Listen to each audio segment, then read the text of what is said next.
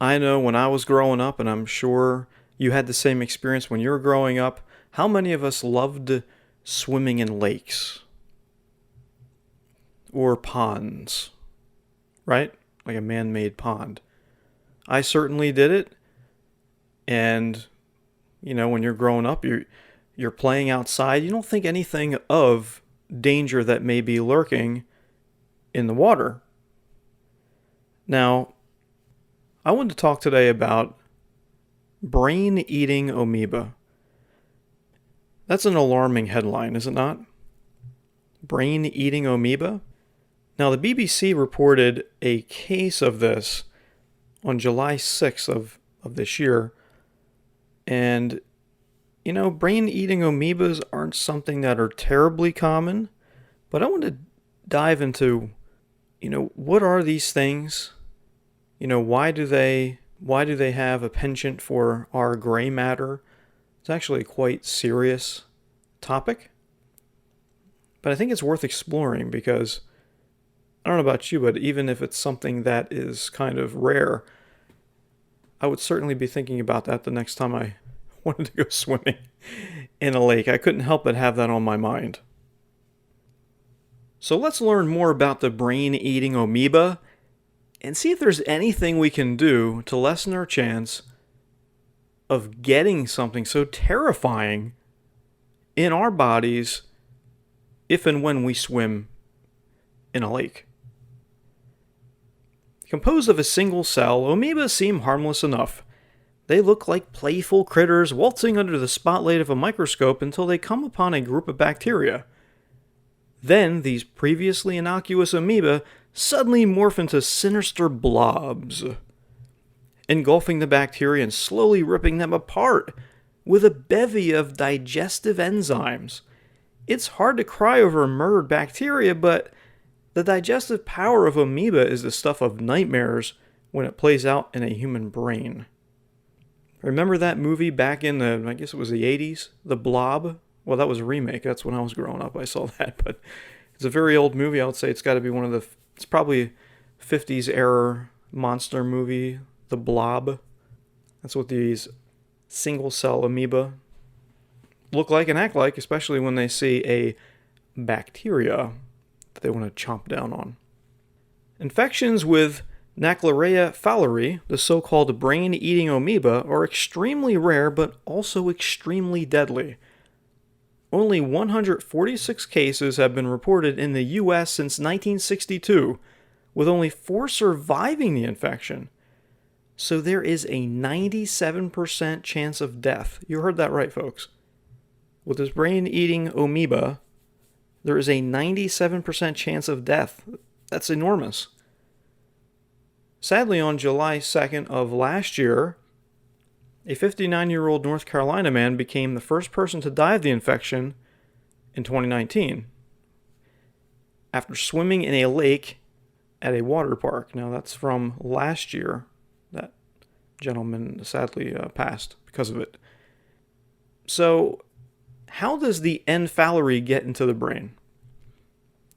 Now, the brain-eating amoeba, N. fowleri, dwells in warm bodies of fresh water where it dines on bacteria in the sediment. As such, most infections with this amoeba in the U.S. have occurred in southern states, especially Texas and Florida, during the summer. When the sediment of a lake is disrupted, amoeba gets stirred into the water. Swimmers can then inhale the parasite through their nose.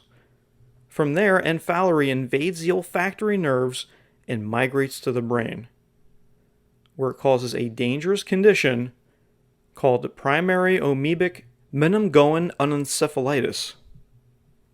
While swimming in fresh water is most likely the source of the amoeba,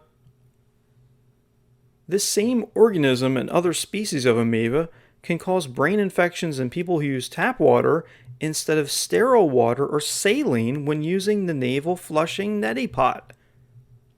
The brain is moist and warm, just like the lakes and hot springs where the amoeba thrives, but the brain doesn't have bacteria for the amoeba to eat, so the organism attacks brain cells for nutrients. The immune system does not sit idly by, however, when the parasite eats its way through the brain. It unleashes a massive swarm of immune cells to the infected zone, which causes inflammation and brain swelling. Unfortunately for the person whose brain is infected, this battle is being waged inside a sturdy skull, which cannot expand to accommodate a swelling brain. The increase in cranial pressure disrupts the brain's connection to the spinal cord, compromising communication with other parts of the body like the respiratory system. Symptoms can appear as early as 2 days, or as late as 2 weeks, following inhalation of enfalery. That's the brain-eating amoeba. The first symptoms include headache, fever, nausea, and vomiting, and a change in the sense of smell or taste due to the damaged olfactory nerves mentioned. The infection rapidly progresses through the central nervous system, producing stiff neck, confusion, fatigue, loss of balance, seizures, and hallucinations. Patients usually succumb to the infection within 5 to 7 days after the onset of symptoms. So this is very serious. This is quite literally deadly serious. It makes me, it turns me off to swimming in lakes. I can tell you that. I know there's a lot of people. I'm not, trying to sound the alarm on something like that. That's everybody has their own. You have a right to do whatever you like in that respect. But for me, I'm going to stay away from the lakes, even though this is rare. There are several reasons why enfalery is so deadly. First, the presence of the parasite leads to rapid destruction of critical brain tissue.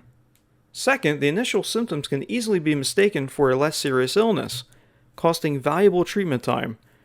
Third, there is no quick diagnostic test for enfalery, and patients are often mistreated for viral or bacterial meningitis.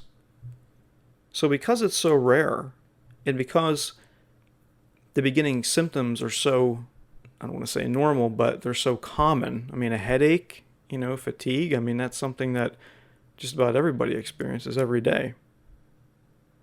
Finally, there are no established medications with proven efficiency against the amoeba, although there is one that's showing some promise. Compounding the problem is the fact that most drugs have trouble penetrating the brain, and since the condition is so rare, there's very little research being conducted. It's important to keep in mind that millions of people are exposed to enfalery and never fall ill. Well, that's good news. Though those who study this amoeba don't know why a tiny subset of exposed individuals are susceptible to this brain-eating amoeba. They may have a genetic difference that makes them more vulnerable to the infection, or may have forcefully inhaled an overwhelming amount of the parasite.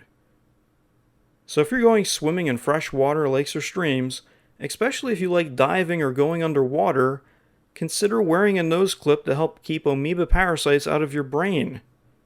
Experts also advise that people avoid stirring up the sediment at the bottom of these bodies of water where the amoeba live. So at least there's something we can do to protect ourselves if you're swimming in a lake. 2 things, primarily.